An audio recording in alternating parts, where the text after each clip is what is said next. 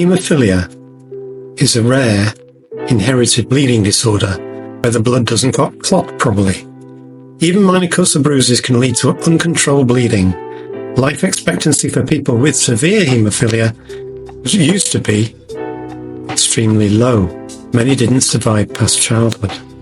A major breakthrough came in the 1960s with the development of clotting factor VIII, a concentrate derived from donated blood plasma which enabled people with haemophilia to have long and healthy lives. However, a tragedy, an unavoidable tragedy, was about to unfold. In the 1970s and 80s, the NHS began importing cheaper factor VIII concentrates from America.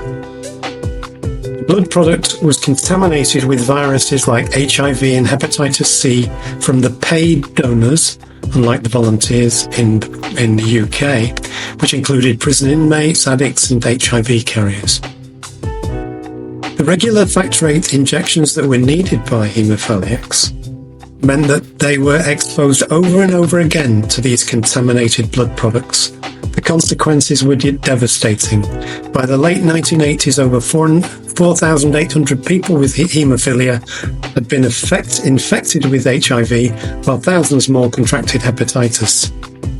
Despite warnings from World in Action TV documentary and from some doctors, the use of contaminated products continued for years.